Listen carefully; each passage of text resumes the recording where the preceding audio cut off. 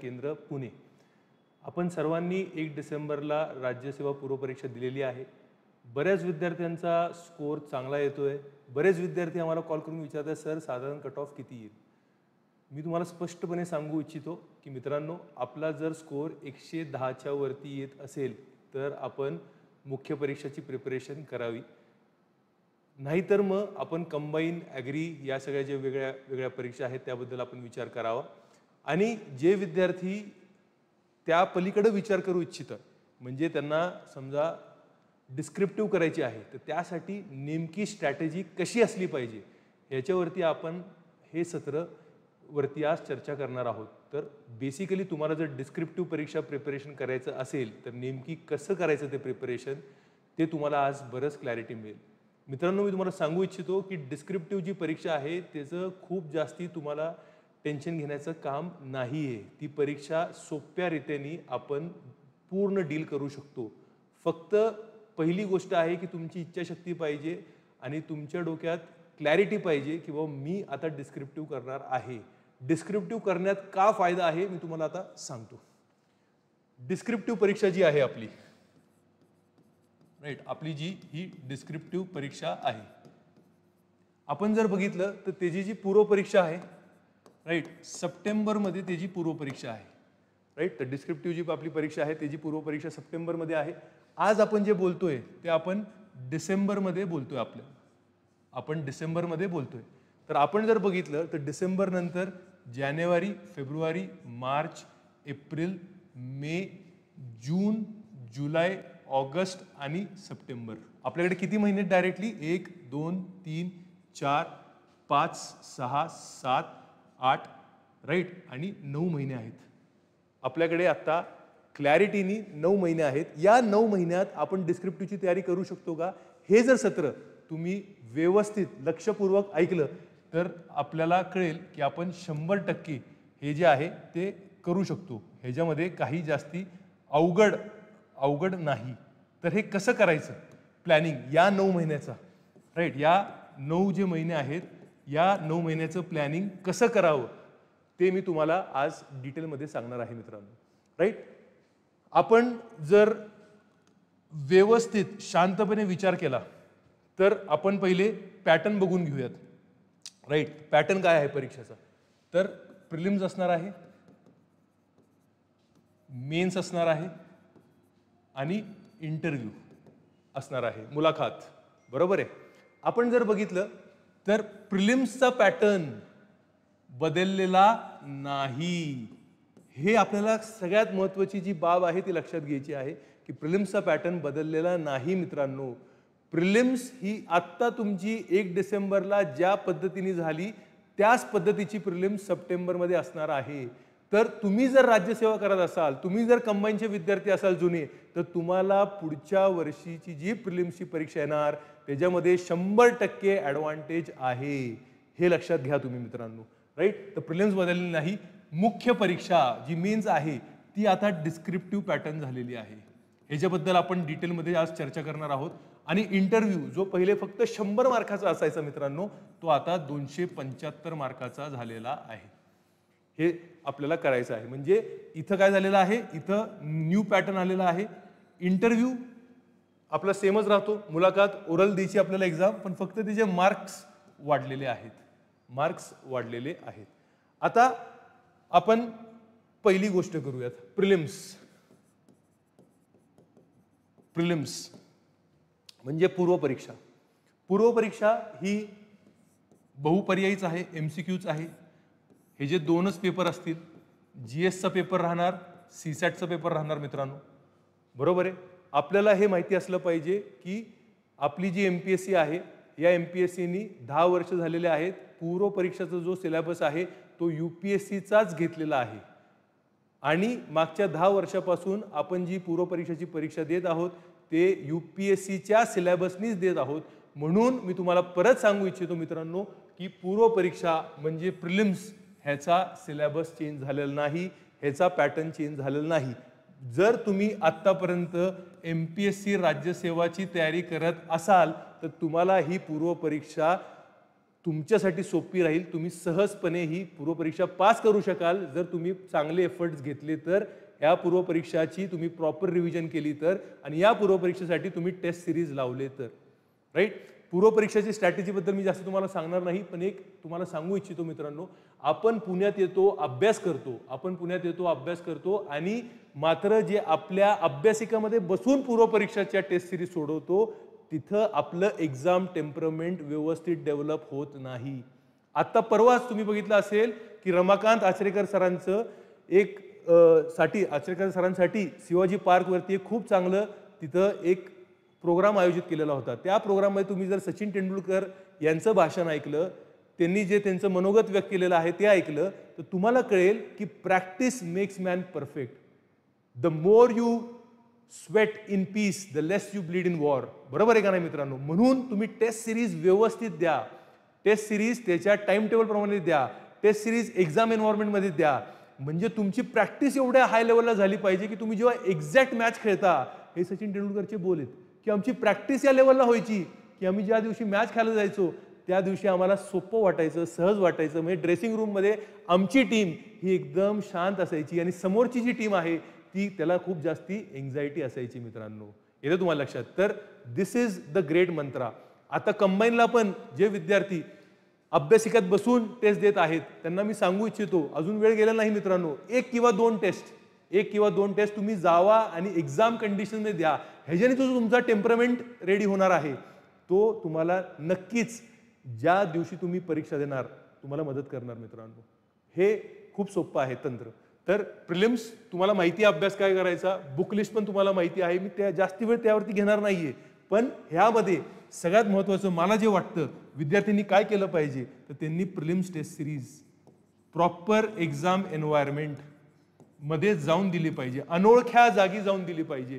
तिकडे अनोळखे लोक बसले असतील, बरोबर आहे, मला माहित नाही माझा नंबर कुठे येणार आहे, कुठल्या बेंचवरती मी जाणार आहे, माझं डोकं दुखतंय त्या दिवशी, काय फरक पडणार नाही. मला त्या दिवशी जाऊन पेपर द्यायचा आहे. तर ह्याच्यामध्ये एक्झाम टेम्परमेंट खूप महत्वाचा आहे. हा खूप जास्ती महत्वाचा आहे. प्रिलिम्सवरती मी जास्ती बोलणार नाही, जसं बोललेलो आहे. राईट. पण मी तुम्हाला एक सांगू इच्छितो की आता बघा पुढच्या वर्षी गंमत कशी होणार आहे. गंमत बघा, सप्टेंबर मध्ये तुमची पूर्वपरीक्षा असणार आहे. बरोबर आहे, सप्टेंबरमध्ये तुमची पूर्वपरीक्षा असणार आहे. मित्रांनो, ही पूर्वपरीक्षा कोण देणार? आत्ता जे राज्यसेवा करत होते ते सगळी मंडळी देणार. जरी ते म्हणत होते आमचा शेवटचा अटेम्प्ट, बट आपण जर हिस्ट्री बघितली, आपण जर आपला अनुभव बघितला, तर कुठलाही जो विद्यार्थी आहे, राईट, त्यांनी जर अभ्यास केलेला असेल सिन्सिअरली, तर त्याला जर अटेम्प्ट अवेलेबल असेल तर तो सहसा अटेम्प्ट सोडणार नाही. तो जाऊन अटेम्प्ट देणार म्हणजे देणार. म्हणजे आत्ताचा जो प्रेझेंटली जो राज्यसेवा करतोय, राईट, तो अटेम्प्ट देणार, कंबाईनवाला अटेम्प्ट देणार. सवय झालेली आपल्याला की कंबाईनची परीक्षा तयारी करतोय तरी मी राज्यसेवा देणार, प्रॅक्टिससाठी देणार, म्हणजे तो पण एक देणार अटेम्प्ट. बरोबर आहे. आणि तिसरा जो आहे, जो नवीन येणार crowd, new crowd, right, new students, ज्यांनी डायरेक्टली डिस्क्रिप्टिव्हचाच अभ्यास चालू केलेला होता. बरोबर आहे. जो आत्ता कॉलेजच्या शेवटच्या वर्षामध्ये असेल बहुधा, तो एक नवीन क्राऊड येणार. बरोबर आहे. आणि सगळ्यात महत्वाचं म्हणजे ह्याच्यामध्ये अजून एक क्राऊड कुठला येणार, तो म्हणजे आपण जर बघितलं तर UPSCचा क्राऊड येणार. कुठला क्राऊड येणार ह्याच्यामध्ये? UPSCचा क्राऊड येणार. एकच मिनिट मित्रांनो.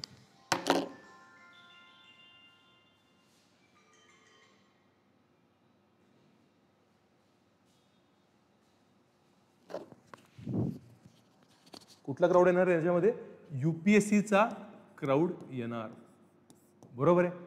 आता मला सांगा, जर ह्या 4 लोकांनी परीक्षा दिली, पूर्वपरीक्षा, या 4 घटक आहेत, या 4 वेगळे लोक आलेले आहेत आणि पूर्वपरीक्षा देत आहेत, तर सर्वात जास्ती चान्स पूर्वपरीक्षा क्लिअर करण्याचा कोणाला असणार? सर्वात जास्ती चान्स जो आहे तो पहिला चान्स ह्याला असणार. बरोबर आहे का नाही? दुसरा जो चान्स आहे तो कोणाला असणार मित्रांनो? येतं तुम्हाला लक्षात? आणि तिसरा चान्स तिसरा चान्स मग तुम्ही बघू शकता कोणाला असू शकतो. येतं तुम्हाला लक्षात. म्हणजे पूर्व परीक्षा कोण क्लिअर करणार? जो ऑलरेडी अभ्यास करत आहे तो क्लिअर करणार. राईट. आता आपण येऊया मेन्सला. मुख्य परीक्षा. कशाला येऊयात आपण? मेन्सला. मुख्य परीक्षा. बरोबर आहे. मुख्य परीक्षा टोटल मार्क किती आहेत? 1750. टोटल मार्क किती आहेत? 1750. आपण जर हे टोटल मार्क, बरोबर आहे, आपण जर हे टोटल मार्काचं विभाजन केलं तर कसं होतंय? GS1, GS2, GS3, GS4, पहिले राहणार SA. कुठला राहणार पहिले? SA. बरोबर आहे का नाही? तर SA आणि शेवटी तुमचे ऑप्शनल. एकच विषय घ्यायचा आहे मित्रांनो आपल्याला ऑप्शनल, पण त्या एक विषयाचे 2 पेपर असणार आहेत. बरोबर आहे. हे जर आपण बघितले तर हे सगळे मिळून आपले 7 पेपर होत आहेत. किती पेपर होत आहेत आपले? 7 पेपर होत आहेत. आणि हे सगळे 7चे 7 पेपर, बरोबर आहे, तर आपण जर केलं तर आपण इकडं स्पष्ट लिहू शकतो की 7 × 250 म्हणजे 1750 मार्कचा हिशोब. आपण जर बघितलं ह्याच्यामध्ये, मी तुम्हाला डिटेलमध्ये सांगणार आहे की कुठला घटक कशामध्ये येतो. आपण जर बघितलं तर मित्रांनो, इंग्लिश ज्या आत्तापर्यंत आपल्याला स्कोरिंग होता आणि मराठी हा पण जो आपल्याला स्कोरिंग होता, हे दोन्ही पेपर आता कसे होणार आहेत? क्वालिफाईंग होणार आहेत. म्हणजे ह्यांचे मार्क आपल्या फायनल मार्कामध्ये जोडले जाणार नाही. ह्याचा अर्थ मुख्य परीक्षामध्ये इंग्लिश आणि मराठी ह्या 2 पेपरचं वेटेज तेवढंच असणार आहे जेवढं प्रिलिम्समध्ये आज आपल्याला वेटेज असतंय CSAT साठी. लक्षात आलेलं आहे का? CSAT is just qualifying. तसं ह्याच्यामध्ये आपल्याला फक्त पास व्हायचं आहे. ह्याच्यामध्ये काय व्हायचं? आपल्याला फक्त पास व्हायचं आहे या पेपरांमध्ये. आणि आपले मार्क कुठे धरले जाणार आहेत? या 7 पेपरमध्ये धरले जाणार आहेत. बघा, 1, 2, 3, 4, 5, 6 आणि 7. आलं लक्षात तुम्हाला? एक एक गोष्ट डिटेलमध्ये सांगणार आहे. व्यवस्थित लक्षपूर्वक ऐका आणि नोट्स बनवा मित्रांनो. राईट. कारण की तुम्हाला जर निर्णय घ्यायचा आहे डिस्क्रिप्टिव्हचा, तर तुम्हाला पहिले एक्झाम पॅटर्न कळली पाहिजे, एक्झामचे रिक्वायरमेंट कळले पाहिजे, मग तुम्ही जो डिसिजन घेतलेला असेल तो एज्युकेटेड डिसिजन असेल मित्रांनो. राईट. आता SA म्हणजे निबंध. 250 मार्कांचा निबंध लिहायचा. पहिले UPSCला पहिले जो पॅटर्न होता 2013च्या पॅटर्नला 300 मार्काला एकच निबंध लिहायला लावायचे. आता असं नाहीये मात्र मित्रांनो. 250 मार्काचा पेपर आहे, 2 निबंध लिहायचे. 125 मार्कांचे 2 निबंध लिहायचे आहेत. 125 मार्कांचे 2 निबंध लिहिणं अपेक्षित आहे. हा जो 125 मार्कांचा निबंध आहे तो साधारणतः 1000 शब्दांमध्ये लिहिणं अपेक्षित आहे. किती शब्द आहेत? 1000 ते 1200 शब्दांमध्ये लिहिणं अपेक्षित आहे मित्रांनो. तुम्हाला हे पण सांगू इच्छितो मित्रांनो, तुम्हाला हे पण सांगू इच्छितो की निबंधाचा आणि UPSCचा जो पेपर असतो, पेपर, बरोबर आहे, तर त्याच्यामध्ये आपल्याला 2 गोष्टी भेटतात. एक म्हणजे प्रश्नपत्रिका, क्वेश्चन पेपर, बरोबर आहे. क्वेश्चन पेपर जो आपल्या सगळ्यांना युनिव्हर्सिटीमध्ये भेटायचा क्वेश्चन पेपर भेटतो आपल्याला. 1 पानामध्ये क्वेश्चन सगळे लिहिलेले आहेत, त्याला क्वेश्चन पेपर म्हणतो आपण, प्रश्नपत्रिका. आणि दुसऱ्या ह्याच्यामध्ये जी उत्तरपत्रिका आहे, त्यामध्ये कसं असतं की इथं एसे जो निबंध आहे त्याचे टॉपिक लिहिलेले असतात ऑलरेडी, बरोबर आहे. आणि इथं पूर्ण मोकळी जागा सोडलेली असणार, अशी पूर्ण मोकळे पानं असणार, बरोबर आहे. आपण आता मुख्य परीक्षाला डिस्क्रिप्टिव्हला बघितलेलं आहे, तर तसे पूर्ण मोकळे पानं असणार. मग तेवढ्याच पानामध्ये, तेवढ्याच जागेमध्ये आपल्याला तो निबंध लिहिणं अपेक्षित आहे. म्हणजे स्पेस मॅनेजमेंट खूप महत्त्वाचं आहे, म्हणजे प्रॅक्टिस खूप महत्त्वाची आहे मित्रांनो, हे लक्षात घ्या. बऱ्याच UPSCच्या विद्यार्थ्यांकडनं ही चूक होते की त्यांना कळत नाही, ते निबंध लिहित जातात आणि इथं त्यांची जागा संपते. नवीन पानावरती असं अपेक्षित असतं, इथं लिहिलं असतो टॉपिक नंबर 2, म्हणजे इथं माझा पहिला टॉपिक संपलाच नाही निबंधाचा, म्हणजे इथं टॉपिक नंबर 2 चालू झाला, म्हणजे मी जो निबंध लिहितो तो अर्धवट लिहितो मित्रांनो. म्हणून प्रॅक्टिस ही खूप महत्त्वाची आहे, म्हणून प्रोफेशनल गायडन्स ही खूप महत्त्वाचं आहे मित्रांनो. कारण की पहिल्या जेव्हा आपली मुख्य परीक्षा होईल ती सुवर्ण संधी म्हणतो मी त्याला, सुवर्ण संधी.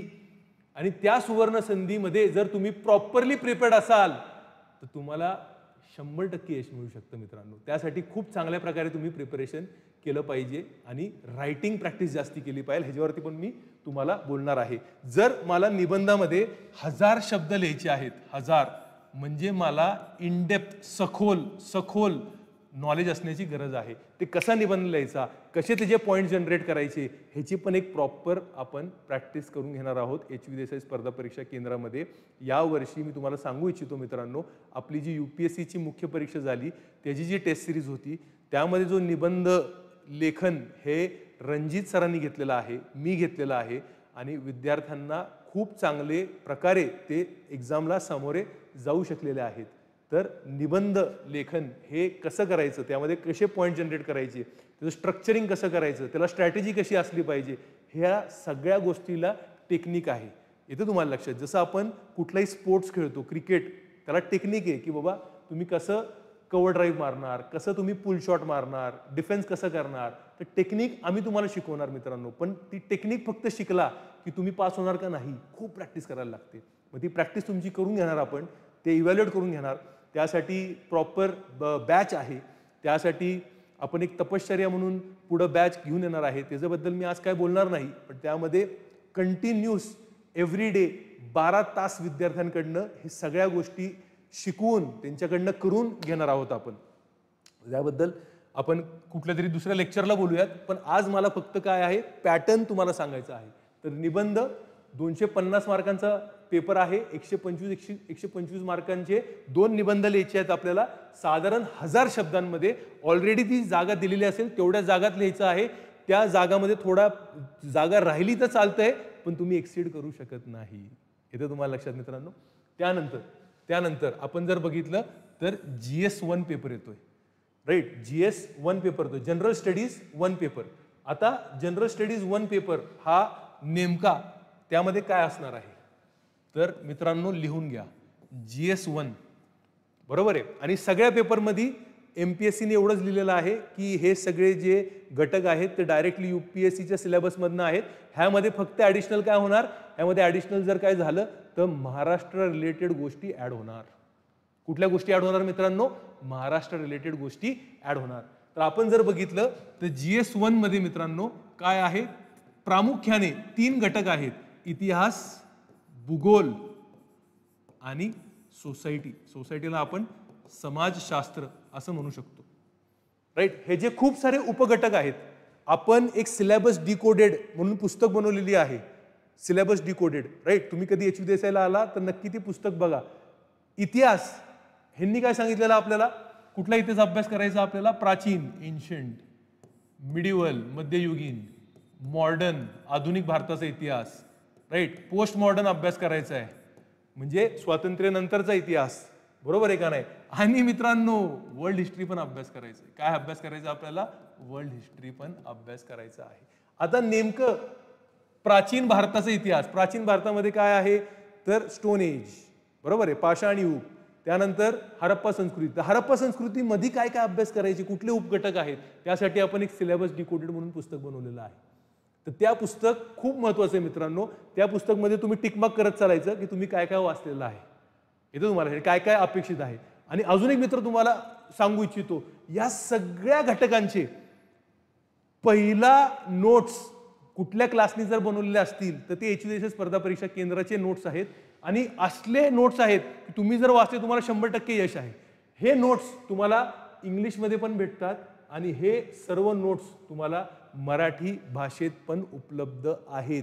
म्हणजे जर तुम्ही आमच्या बरोबर तयारी करणार असणार, तुम्हाला मार्केटमधनं एक ही पुस्तक विकत घेणं अपेक्षित नाही, नॉट इवन लक्ष्मीकांत. हे मी तुम्हाला सांगू इच्छितो. सर्व सब्जेक्टचे notes, we have made more than 18-19 subject notes, इथे तुम्हाला लक्षात. आणि हे सर्व नोट्स तुम्हाला दोन्ही भाषेमध्ये उपलब्ध आहेत, इंग्लिश आणि मराठीमध्ये उपलब्ध आहेत. तर हे सगळे काय काय आहेत घटक आहेत मित्रांनो. हे सगळे घटक कसले आहेत, इतिहासाचे आहेत. मग जॉग्राफीमध्ये पण आपल्याला माहिती आहे, फिजिकल जॉग्राफी आहे, इंडियन जॉग्राफी आहे, ह्युमन जॉग्राफी आहे, बरोबर आहे. आणि सोसायटीमध्ये पण असे खूप सारे घटक आहेत. आता मी त्याच्या तपशिलात जात नाही, पण हा पूर्ण जो GS1चा पेपर आहे तो साधारण 250 मार्कांचा पेपर आहे आणि मित्रांनो याच्यामध्ये या सर्व घटकांवरती महाराष्ट्र रिलेटेड प्रश्नही विचारले जाणार आहेत. इथे तुम्हाला लक्षात उदाहरणतः आपण जर प्राचीन भारताचा इतिहास बघितला तर प्राचीन महाराष्ट्राचा इतिहास थोडाफार विचारला जाऊ शकतो. म्हणजे काय, सातवाहन काळ विचारला जाऊ शकतो. आपल्या जो महाराष्ट्रामध्ये चाल्कोलिथिक पिरियड बरोबर आहे, जोरवे संस्कृती जी आहे त्याच्यावरती तुम्हाला प्रश्न विचारला जाऊ शकतो. तर ह्या सर्व गोष्टींची आपण प्रॉपर इन डेप्थ तयारी करणार आहोत. इथे तुम्हाला लक्षात GS1 जर सगळ्यांचा क्लिअर असेल, GS1 जर सगळ्यांचा क्लिअर असेल तर मला सांगा, मेसेज लिहा, मग मी पुढे जातो. GS1 बद्दल क्लॅरिटी आहे का सगळ्यांना? GS1 बद्दल क्लॅरिटी आहे का? बोलो येस ऑर नो. सगळ्यांनी उत्तर द्यायचं आहे. चॅटबॉक्समध्ये जिथपर्यंत तुमचं उत्तर येणार नाही मी पुढे जाणार नाही मित्रांनो. राईट, क्लॅरिटी आहे सगळ्यांना GS1 बद्दल? GS2 कडे जायचं आपण सगळ्यांनी.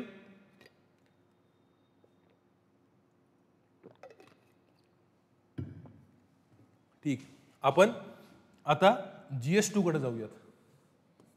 GS2, या GS2 मध्ये काय काय घटक आहेत? पॉलिटी म्हणजे आपण सहसा म्हणतो लक्ष्मीकांत, गव्हर्नन्स बरोबर आहे. त्यानंतर एक घटक आहे त्याला म्हणतात सोशल जस्टिस. सोशल जस्टिस म्हणजे ह्याच्यामध्ये गव्हर्नमेंटचे सर्व काही स्कीम्स आहेत. जसं मित्रांनो आपण आता जुन्या पॅटर्नच्या राज्यसेवाला GS3चा जो पेपर आहे HRD त्याचे जे स्कीम आहेत ते इकडे सगळे तुम्हाला स्कीम विचारले जाणार. राईट, हे लक्ष्मीकांत म्हणजे पॉलिटीचा घटक आहे, हा गव्हर्नन्सचा घटक आहे.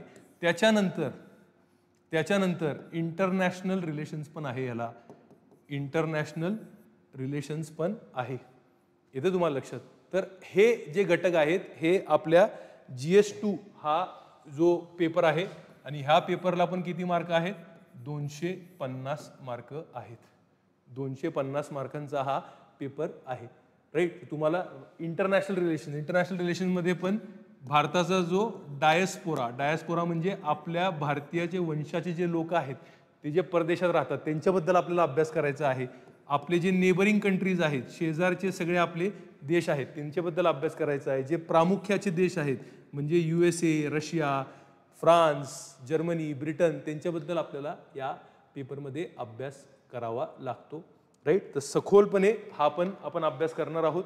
त्यानंतर आपण जर बघितलं GS3, राईट, ह्याला मी भेळ किंवा आपण मिसळ कशी खातो पुण्यात तसे GS3चा हा पेपर आहे.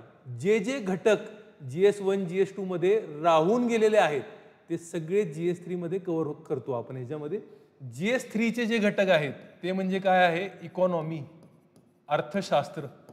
येतं तुम्हाला लक्षात. आणि एक लक्षात घ्या मित्रांनो, आता इकॉनॉमी जो तुमचा हा विषय आहे तो तसा जास्ती फॅक्च्युअल राहणार नाही. मेन्समध्ये लिहिताना जास्तीत जास्त ॲप्लिकेशन बेस्ड आपला अप्रोच वेगळा असला पाहिजे, कन्सेप्च्युअल असला पाहिजे. आपले जर कन्सेप्ट क्लिअर असतील तर आपण त्याला अप्लाय करू शकतो. फॉर एक्झाम्पल, आत्ताच तुम्ही करंट अफेअर्स वाचलेला असेल किंवा नसेल पण जरी वाचलं तर तुम्हाला माहिती असेल की भारताचा जो GDP ग्रोथ रेट आहे तो अपेक्षापेक्षा खाली आलेला आहे. तर मग आपल्याला प्रश्न, आपण जुनी राज्यसेवा करत होतो तेव्हा आपल्याला प्रश्न काय विचारू शकतात की GDP ग्रोथ रेट किती आहे, बरोबर आहे, GDP ग्रोथ रेट कोण मोजतं, हे सगळं. पण आता आपल्याला कशा प्रश्न येणार आहेत मित्रांनो की GDP ग्रोथ रेट हा अपेक्षापेक्षा खाली आहे, ह्याचे कारण काय असू शकतात आणि ह्याचे सोल्युशन काय असतील. तर आपल्याला कारण माहिती असले पाहिजे. येते तुम्हाला लक्षात, GDPचा कन्सेप्ट माहिती असला पाहिजे. GDP आता मी शिकवताना येतं तुम्हाला लक्षात. आता माझं वैशिष्ट्य काय आहे, राईट, तर मी मागच्या 12 वर्षांपेक्षा जास्त फक्त आणि फक्त UPSCच्या विद्यार्थ्यांना शिकवत आलेला आहे. असा कुठलाही विषय नाही की जो मी आतापर्यंत UPSCच्या विद्यार्थ्यांना शिकवलेला नाही. राईट, तर आपण जर इकॉनॉमिक्स बघितलं तर मी GDPचा संकल्प जो कन्सेप्ट आहे तो कसा शिकवतो मी विद्यार्थ्यांना. GDP म्हणजे काय आहे? 4 इंजिन आहेत, 4 इंजिन, बरोबर आहे. पहिलं जे इंजिन असते GDP मध्ये ते म्हणजे काय असते? प्रायव्हेट एक्सपेंडिचर किंवा प्रायव्हेट, त्याला आपण काय म्हणतो? कन्झम्पशन. म्हणजे आपण जे सर्व लोक आहोत ते किती जास्ती खर्च करतो त्याच्यावरनं GDP पुढे जाणार, बरोबर आहे का नाही. दुसरं जे आहे ते म्हणजे पब्लिक एक्सपेंडिचर, म्हणजे गव्हर्नमेंट किती खर्च करतं, बरोबर आहे का नाही. तिसरं जे आहे ते म्हणजे काय असणार, इन्व्हेस्टमेंट, लोक किती गुंतवणूक करत आहेत जीडीपी मध्ये. आणि चौथं जे आपलं इंजिन आहे जीडीपीचं ते म्हणजे निर्यात, एक्सपोर्ट्स आपल्या भारताचे किती आहेत.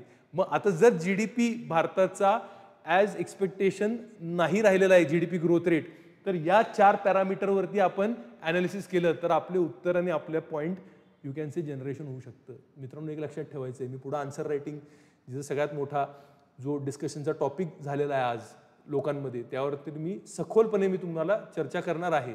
बट आपल्याला जर कन्सेप्च्युअल क्लॅरिटी असेल तर मग आपले ऑटोमॅटिकली पॉईंट जनरेशन होतात. आणि हेच माझं शिकवण्याची टेक्निक आहे की जीडीपी आलं की हे 4 पॉईंट लक्षात ठेवायचे.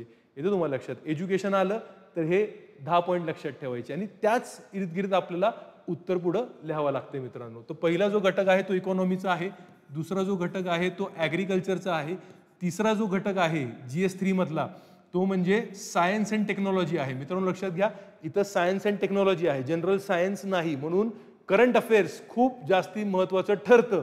आत्ता तुमचा जो पॅटर्न चेंज आहे मुख्य परीक्षेचा, त्यामध्ये पहिलं जर डिस्कशनचा टॉपिक तुमचा आन्सर रायटिंग असेल तर दुसरा जो महत्त्वाचा डिस्कशनचा टॉपिक असला पाहिजे तो म्हणजे आता तुम्ही ज्याप्रमाणे चालू घडामोडी अभ्यास करताय आणि पुढं जे करणार, जमीन आसमान का फरक होने वाला आहे दोस्तो, जमीन आसमान का, राईट. तर इथं आहे science and tech. Science and tech झाल्यानंतर पर्यावरण म्हणजे एन्व्हायरमेंट, आणि त्याच्यानंतर डिझास्टर मॅनेजमेंट, राईट, आपत्ती व्यवस्थापन, आणि इंटरनल सिक्युरिटी. इंटरनल सिक्युरिटी म्हणजे हे सगळे जे घटक आहेत, economy, agriculture, science and tech, environment, disaster management, internal security, हे सगळे घटक मिळून आपला हा जनरल स्टडीजचा तिसरा पेपर बनतो. आणि हे 250 मार्कांचा हा पण पेपर आहे मित्रांनो. आले का लक्षात सगळ्यांना? GS4 कसा आहे? एव्हरीबडी इन द क्लास लगेच सगळ्यांनी सांगायचं आहे, राईट. आपल्या चॅटबॉक्समध्ये सगळ्यांनी उत्तर द्यायचं आहे. सगळ्यांचं उत्तर आलं की मी पुढे जाणार आहे. सगळ्यांना का आलेलं आहे का? Yes Krishna, yes Krishna. जी नवीन बॅच आहे त्याबद्दल मी आत्ता बोलत नाहीये, बरोबर आहे.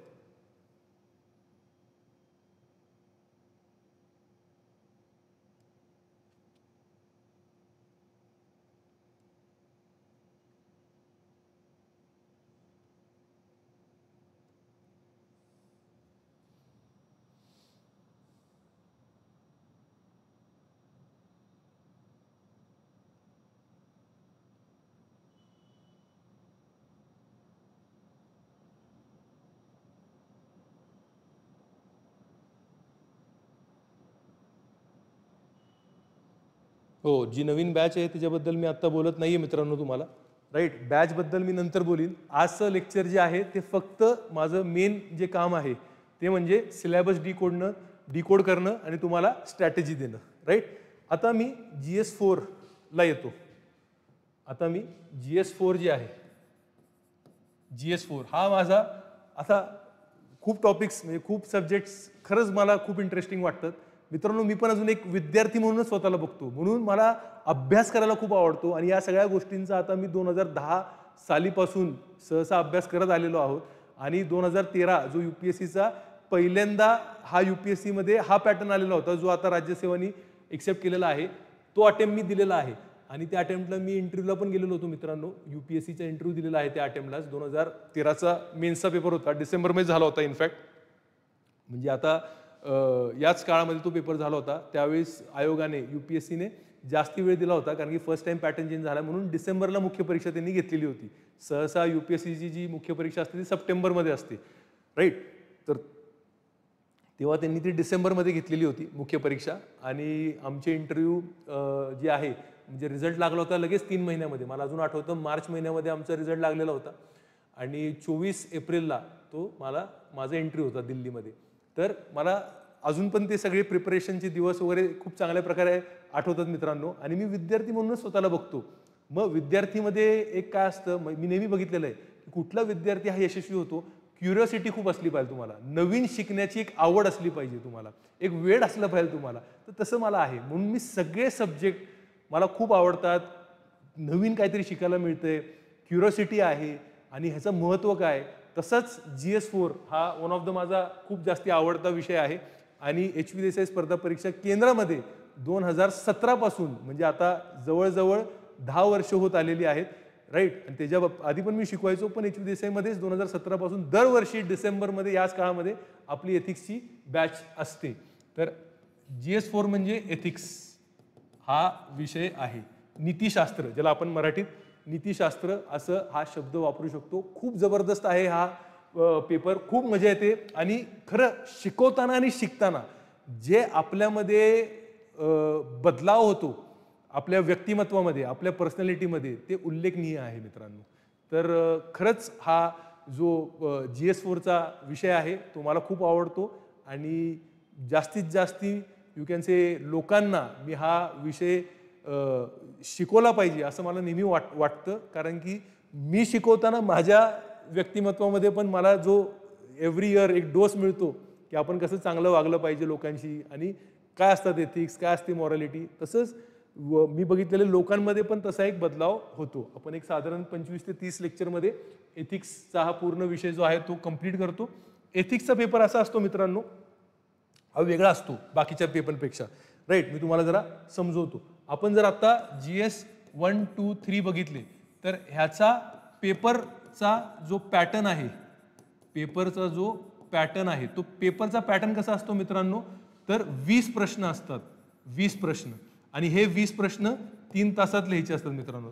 तुम्ही एक लक्षात घ्या, हे जे एक्झामचा पॅटर्न पण मी तुम्हाला सांगणार आहे कसा असतो, राईट. तर 20 प्रश्न 3 तासामध्ये लिहायचे असतात. 10 प्रश्न जे आहेत, 10 प्रश्न ते आपल्याला 150 शब्दांचे असतात, राईट. आणि 10 मार्कांचे असतात, 10 मार्कांचे. आणि 10 बाकीचे जे प्रश्न आहेत ते 250 शब्दांचे आहेत आणि 15 मार्काचे आहेत मित्रांनो. तर सहज तुम्ही जर बघितलं तुम्हाला कळून जाईल, GS1, 2, 3चा पेपर पॅटर्न सेम आहे. 20 प्रश्न तुम्हाला लिहायचे आहेत कंपल्सरी. कुठल्याही प्रश्नाला आपल्याला ऑप्शन नसतो, तो लिहायचा म्हणजे लिहायचा असतो आपल्याला. आणि पहिले 10 प्रश्न हे 150 शब्दांचे असतात, 10 मार्कांचे असतात. दुसरे 10 प्रश्न 250 शब्दामध्ये 15 मार्काचे लिहायचे असतात. म्हणजे एकंदरीत आपण जर बघितलं मित्रांनो, तर हे इकडे बघितलं तर 1500 शब्द आपल्याला लिहायचे आहेत आणि इकडे आपल्याला 2500 शब्द लिहायचे आहेत. म्हणजे आपण जर बघितलं तर 4000 शब्द अपेक्षित आहेत 3 तासामध्ये लिहिणं मित्रांनो. 4000 शब्द. आपण कुठल्याही युनिव्हर्सिटीचा पेपर जरी बघितला तर आपण तिकडे 2000 ते 2500च्या वरती शब्द सहसा लिहित नाही. आणि इकडे आपल्याला किती अपेक्षित आहे मित्रांनो, इथं आपल्याला अपेक्षित आहेत 4000 शब्द लिहिणं. हा काय सोपा खेळ नाही. ह्याच्यासाठीच आपल्याला खूप जास्ती प्रॅक्टिसची गरज आहे. आलं लक्षात. तर हा असे पेपर असतात. आणि GS4चा मात्र पेपर थोडा वेगळा असतो. GS4 मध्ये 2 गोष्टी असतात, एक असते थेरी आणि एक असतात केस स्टडी. केस स्टडी म्हणजे आपल्याला वस्तू, म्हणजे आपल्याला एक कुठली तरी स्थिती दिलेली असती, राईट. आणि त्या स्थितीमध्ये आपण काय करणार नेमकं. तुम्ही जर पोलीस ऑफिसर आहात, तुम्ही जर डिस्ट्रिक्ट कलेक्टर आहात, तर तुम्हाला त्या स्थितीमध्ये टाकलं जातं आणि तुम्ही काय करणार त्या स्थितीमध्ये, तर त्याला म्हणतात केस स्टडी, राईट. तर थेरी पेपर, थेरीचा असतो म्हणजे पेपर एकच असतो, त्याचे 2 घटक असतात. थेरीला 13 प्रश्न असतात. हर एक प्रश्न 150 शब्दामध्ये अपेक्षित असतो आणि 10 मार्काचा असतो. म्हणजे 130 मार्कांची झाली थेरी. आणि केस स्टडी 6 प्रश्न असतात आणि ते 20 मार्कांचे असतात. 20 मार्कांचे म्हणजे 120 मार्कांची झाली आपली केस स्टडी. म्हणजे हे जे 250 मार्कांचं गणित असं होतं. हे जे 250 मार्क जर आपण बघितले तर आपल्याला सहज इकडं कळून जातंय की हे 100 मार्क इकडे झालेले आहेत आणि हे 150 मार्क इथे झालेले आहेत. हे जे 250 मार्क असे होतात. पेपर कळाला का तुम्हाला? पेपरचा पॅटर्न कसा येतो? GS1, 2, 3, 4 सगळ्यांना कळालेला आहे का? जर सगळ्यांना कळालेला असेल, एसेचा पण मी तुम्हाला समजवलेला आहे. GS1, 2, 3 कॉमन असतात पेपर आणि GS4 बरोबर आहे. आता मी तुम्हाला ऑप्शनलकडे घेऊन जातो मित्रांनो. ऑप्शनल वैकल्पिक विषय, राईट. ऑप्शनल सहसा मित्रांनो असा तुम्ही चूज करा, कारण की आपल्याकडे 9च महिने आहेत प्रिपेअर करण्यासाठी, की मी तुम्हाला सिंपल सजेशन देईल की हे बघा, हे जर तुम्ही GSचा अभ्यास करताय आणि हा जर तुम्ही ऑप्शनलचा अभ्यास करताय, समजा ऑप्शनलचा अभ्यास करताय, तर तुमचं जर ओव्हरलॅप जास्ती असेल तर तुम्हाला 9 महिन्यामध्ये ते करणं सोपं होईल. नाही मी इंजिनियर आहे, मी मेकॅनिकल इंजिनिअरिंग घेणार, मी इलेक्ट्रिक इंजिनिअरिंग घेणार, ऑप्शनल मी MBBS अभ्यास केला, मी मेडिकल सायन्स घेणार. मग काय होतं मित्रांनो की GS असा राहतो, आणि ऑप्शनल पण असा राहतो, ते थोडं मला असं वाटतंय 9 महिन्यामध्ये करणं शक्य नाही. कारण की ऑप्शनलची जी लेवल आहे ती असं एक्सपेक्टेड आहे की पोस्ट ग्रॅज्युएट लेवलची ऑप्शनलची तयारी आपल्याला करून घ्यायची आहे. जे लोक ग्रॅज्युएशनला 3 वर्ष, पोस्ट ग्रॅज्युएशनला 2 वर्ष, 5 वर्षात अभ्यास करतात, ते आपल्याला 5 महिन्यामध्ये करायचं आहे मित्रांनो. म्हणून आपण जर प्रॅक्टिकल राहिलं पाहिजे, एक्झामला एक्झाम म्हणून बघितलं पाहिजे, तर आपल्याला यश मिळू शकतं मित्रांनो. येते तुम्हाला लक्षात? तर आपण काय करायचं आहे, आपण जो हा ऑप्शनल विषय आहे, सहसा असा ऑप्शनल विषय घ्यायचा ज्याला ओव्हरलॅप आहे, जे प्रॉपर नोट्स अवेलेबल आहेत, ज्याचे सगळ्यात महत्त्वाचं म्हणजे तुम्हाला जर मराठीत पाहिलं तर मराठीत, इंग्लिशमध्ये पाहिलं तर इंग्लिशमध्ये, तुमच्याकडे ऑप्शनलसाठीचा बेस्ट टीचर असला पाहिजे, ज्यांनी एकच अट आहे, जो तुमच्यासाठी अवेलेबल असला पाहिजे, ज्यांनी आन्सर रायटिंग प्रॅक्टिस करून घेतली पाहिजे, ज्यांनी तुमचा सिलेबस वेळेत संपवला पाहिजे आणि जो मागच्या 4-5 वर्षापासून किमान ऑप्शनल UPSCच्या विद्यार्थ्यांना शिकवतो, त्याचे लेक्चर आणि सिलेबस कंप्लीट करतो आणि त्याचे काही ना काहीतरी रिझल्ट आलेले आहेत. तुम्हाला जर म्हटलं की तुम्ही जा ऑप्शनल प्रिपेअर करा, तुम्ही तुमचे नोट्स बनवा, तुम्ही मटेरियल शोधा, मित्रांनो 2-3 वर्षाचा खेळ होईल. आपल्याला तेवढा वेळ नाही. आपल्याला पटकन एक्झाम पास करायची आहे, कारण की पहिली जी परीक्षा येणार आहे ती सुवर्ण संधी आहे. त्या डोक्यात ठेवून आपल्याला करायचं आहे. मी जो ऑप्शनल शिकवतो मी तुम्हाला एकदम स्ट्रेट फॉरवर्ड सांगणार आहे. मी सोशियोलॉजी, समाजशास्त्र हा ऑप्शनल शिकवतो, राईट.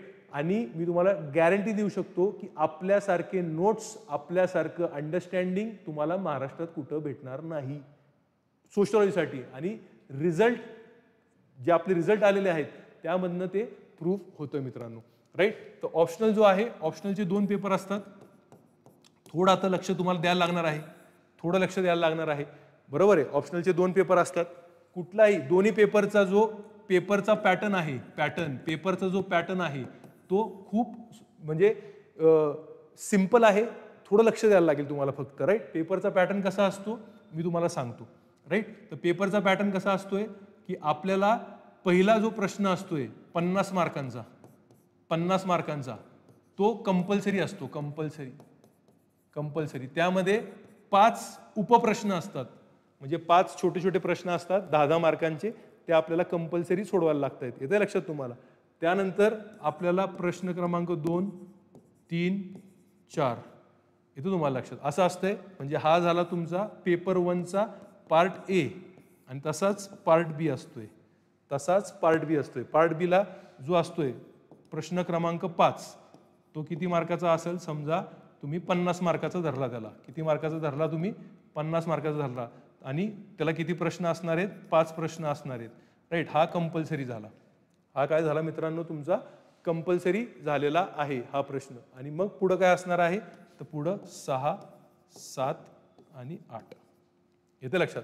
आता तुम्ही जर बघितले हे 2 कंपल्सरी म्हणजे तुम्हाला किती झाले, 100 मार्क झाले, 100 मार्क झाले. अजून किती मार्क तुम्हाला, किती मार्काचं लिहायचं आहे, 150 मार्कांचं लिहायचं आहे.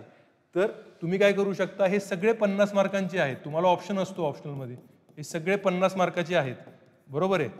आता सगळे तर तुम्ही लिहू शकणार नाही, शक्यच नाही, बरोबर आहे का नाही. तर तुम्ही काय करायचं, हा जो आहे सेक्शन ए, हा जो आहे सेक्शन बी, तर या 3 मधनं 1 लिहायचा किंवा 2 लिहायचे. इकडनं जर 1 लिहिला, या 3 मधनं 1 लिहिला तर बट ऑब्वियस इकडनं 2 लिहिणार, आणि इकडे जर 2 लिहिले तर 1 लिहिणार. आलं का लक्षात तुम्हाला? परत समजवतो बघा. प्रश्न क्रमांक 1 कंपल्सरी आहे, 50 मार्कांचा आहे आणि 5 प्रश्न असतात, छोटे छोटे प्रश्न असतात, बरोबर आहे. तो लिहायचा आपल्याला. प्रश्न क्रमांक 5 कंपल्सरी आहे, त्याला पण 50 मार्क आहेत, 5 प्रश्न आहेत, तो पण लिहायचा आहे. म्हणजे हे 2 कंपल्सरी लिहिले म्हणजे 100 मार्काचं तुम्हाला कंपल्सरी आहे. बाकीचे 150 मार्काचं तुम्ही चूज करायचं, तुम्हाला काय लिहायचं आहे. पेपर 1 आणि पेपर 2, पेपर 1चे 2 घटक असतात, पार्ट ए, पार्ट बी. तुम्ही 100 मार्काचं ऑलरेडी लिहिले, तुम्हाला किती मार्काचं लिहायचं आहे मित्रांनो, तुम्हाला 150 मार्काचं लिहायचं. ते तुम्ही काय लिहिणार तुम्ही चूज करायचं आहे. तर तुम्ही या 3 प्रश्नांमधनं कुठलाही एक प्रश्न अटेम्प्ट करू शकता 50 मार्कांचा. तो इथं जर एक अटेम्प्ट केला तर तुमचे 50 मार्क झाले, मग इथं 100 मार्क लिहायला लागतील, म्हणजे 2 तुम्हाला घ्यायला लागतील. आणि इथं जर 2 घेतले म्हणजे 100 मार्काचा लिहिला तर इथं तुम्हाला 1 घ्यायला लागेल. येतं लक्षात? जर कळत नसेल तर एवढं काय लोड घेऊ नका, जेव्हा तुम्ही ॲक्च्युली अभ्यास कराल तर तुम्हाला कळून जाईल. पण मला असं वाटतंय मी तुम्हाला आता सगळ्यांचे पेपर पॅटर्न सांगितलेले आहेत. आता मेन गोष्ट इथं बघा मित्रांनो, पेपर कसा असतो UPSCला सांगतो मी तुम्हाला. शुक्रवार, शनिवार, रविवार, पूर्ण आठवडा गेला, परत पुढचं शनिवार, रविवार. राईट. इथं असतोय एसे पेपर 9 ते 12, बरोबर आहे. मग शनिवारी GS1 9 ते 12 आणि 2 ते 5 GS2, बरोबर आहे. मग रविवार GS3 आणि GS4.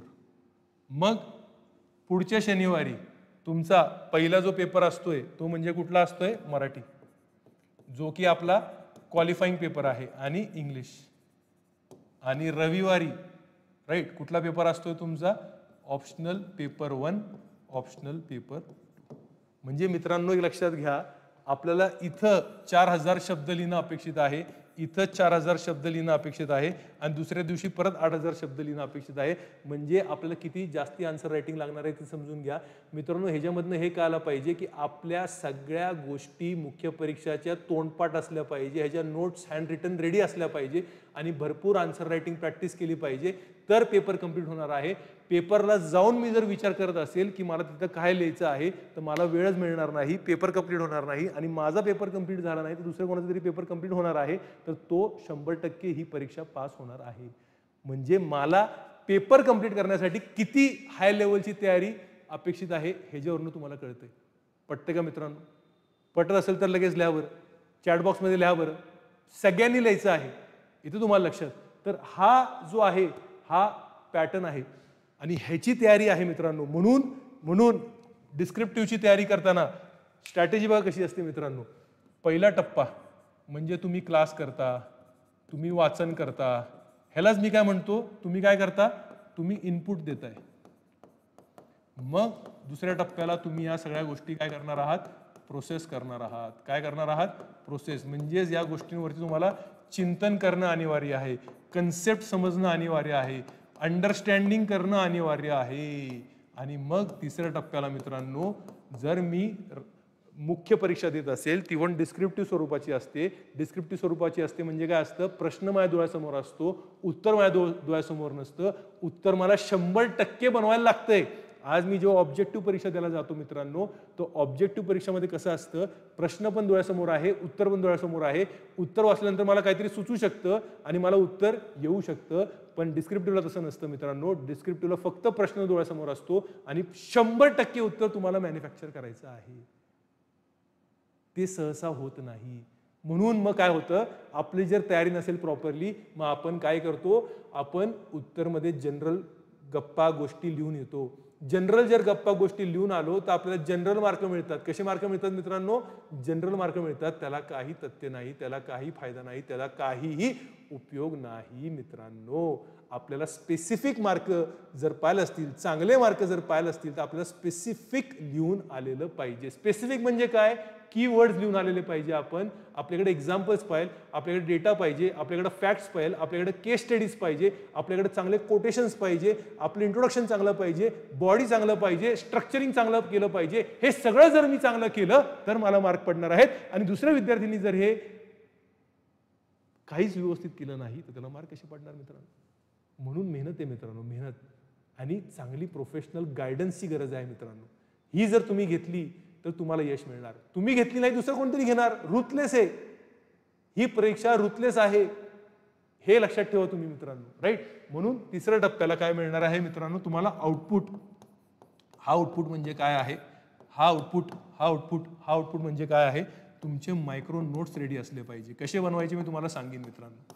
सगळंच एक लेक्चरमध्ये सांगू शकत नाही, नाहीतर तुम्ही यू कॅन से तुमचा पेशन्स राहणार नाही. तर बेसिक गोष्टी सांगतो. अजून ॲडव्हान्स लेवलचा असेल, तुम्हाला जाणून घ्यायचं असेल, या भेटा मला मित्रांनो. राईट. तर मायक्रो नोट्स बनवून घ्यायचे. हे मायक्रो नोट्सचे निकष 3 असले पाहिजे. सगळ्या सिलेबसचे पॉईंट्स मी जे तुम्हाला सिलेबस डिकोडेड देणार आहे, जे सिलेबस डिकोडेड तुम्हाला पुस्तक देणार आहे, त्या सिलेबस डिकोडेड मधले सगळे पॉईंट्स कव्हर केले झाले पाहिजे याच्यामध्ये. दुसरी गोष्ट म्हणजे या ह्याच्यामध्ये आपले PYQ सगळे कव्हर झाले पाहिजे, प्रिव्हियस इयर क्वेश्चन्स, आणि आपले करंट अफेअर्स पण ह्याच्यामध्येच कव्हर झालेले पाहिजे. आणि ह्या बेसिसवरती आपण काय लिहिणार आहोत, तर आपण टेस्ट सिरीज लिहिणार आहोत. जर टेस्ट सिरीज आपल्याला या अनुषंगाने व्यवस्थित लिहिता आली, हे पाठ असलं पाहिजे बाय हार्ट. तर आपल्याला पॉझिटिव्ह फीडबॅक, मग आपण एक्झामसाठी रेडी आहोत. जर आपल्याला टेस्ट सिरीजच लिहिता आली नाही म्हणजे आपल्याला इथं अजून पाठांतर किंवा अजून काम करण्याची गरज लागणार आहे, हे समजून घ्या. म्हणजे अशा प्रकारचा आपलं अभ्यास असणार आहे. आपण HU देसाईला काय करणार आहोत मित्रांनो, आता आपण काय करणार आहोत तर बघा, जानेवारीला बॅच चालू करतोय. जानेवारी फेब्रुवारी 14 जानेवारीला बॅच चालू होणार आहे. 14 जानेवारीला, जानेवारी फेब्रुवारी मार्च एप्रिल आणि मे ह्या 5 महिन्यामध्ये मुख्य परीक्षाची तयारी करणार. मेजर फोकस तुमचं GS वरतीच असणारच, पण मेजर फोकस तुमचा असणार ऑप्शनल आणि आन्सर रायटिंग डेली करून घेणार. डेली टेस्ट असणार त्याच्यामध्ये, राईट. आणि मग मे झाला की साधारण जून, जुलै, ऑगस्ट, सप्टेंबर, राईट, ह्याच्यामध्ये तुमचं पूर्व परीक्षा प्रिलिम्स, कारण की प्रिलिम्स पास चालू नाही तर काय करणार, प्रिलिम्स टेस्ट सिरीजवरती फोकस असणार. आलं लक्षात. तर या प्रकारे आपण डिस्क्रिप्टिव्हला सामोरे जाऊ शकतो. डिस्क्रिप्टिव्ह जास्ती तुम्ही फक्त विचार करत बसलाय खूप अवघड आहे तर काही होणार नाही. Because you can say action is the most important thing for success. फक्त तुम्ही विचार करत राहिले आणि तुम्ही काय ॲक्शन घेतली नाही, तुम्हाला यश भेटणार नाही, राईट. आणि मी तर नेहमी म्हणतो प्रोफेशनल गायडन्स घ्या, कारण की तुम्ही घेत नसाल दुसरं कोणतरी घेत आहे. HV देसाईला या, इथं प्रॉपर 12 तासचं तुम्हाला शेड्यूल भेटणार आहे. गोष्टी करून घेणार आहोत. जर तुम्हाला ते जमत नसेल तर बिलकुल येऊ नका. हार्डवर्क करण्याची तयारी असेल, परिश्रम करण्याची तयारी असेल, खूप जास्ती स्वतःला यू कॅन से राबवण्याची तयारी असेल तर HV देसाईला या. नाहीतर HV देसाई स्पर्धा परीक्षा केंद्रामध्ये टाइमपास करणाऱ्या विद्यार्थ्यांसाठी जागा नाही. स्पष्ट सांगतो मी तुम्हाला. HV देसाई स्पर्धा परीक्षा केंद्र मित्रांनो पूर्ण महाराष्ट्रामध्ये एक मात्र असं स्पर्धा परीक्षा केंद्र आहे जिथं PSIचा पण रिझल्ट लागतो आणि त्याच स्पर्धा परीक्षा केंद्रामध्ये IPSचा पण रिझल्ट लागलेला आहे मित्रांनो याच वर्षी. म्हणजे असं जे आपलं हे पवित्र स्थान आहे ह्याला आम्ही आमचं देवस्थान मानतो, राईट. तर त्यामध्ये चांगल्या लोकांची गरज आहे, मेहनत जे करणारे लोक आहेत त्यांची गरज आहे. कारण की आपल्याला हा देश घडवायचा आहे. स्वतःसाठी IAS बनवून काय मजा येणार नाही. मला 1-2 वर्ष खूप मजा येईल, लोक सलाम ठोकतायत, पण जेव्हा मी लोकांचं काम करेल, लोकांमध्ये काहीतरी सकारात्मक बदल आणेल, त्या दिवशी IAS होणं जे आहे ते काय असतं आणि ते कशामुळं मी IAS झालो हे मला खरं अक्कल येईल. तर तुम्हाला खरं IAS बनायचं असेल, IPS बनायचं असेल किंवा राज्यसेवामधनं DYSP किंवा DC बनायचं असेल तर तुम्ही येऊ शकता. आणि तुमचे काही डिस्क्रिप्टिव्हबद्दल अजून प्रश्न असतील तर तुम्ही या कमेंटमध्ये जरूर लिहा. तुम्हाला लेक्चर कसं वाटलं ते लिहा आणि तुमचे कमेंट मी वाचतो, त्यावरती मी रिप्लाय करीन आणि तुमच्या कमेंटवरनं मला कळेल की अजून तुम्हाला काय प्रश्न आहेत. तर असं आपण अजून एक सत्र परहॅप्स पुढच्या रविवारी घेऊन येऊ शकतो. एवढ्या वेळ तुम्ही मला एकदम पेशंटली ऐकलं, धन्यवाद. परत भेटूया. बाय.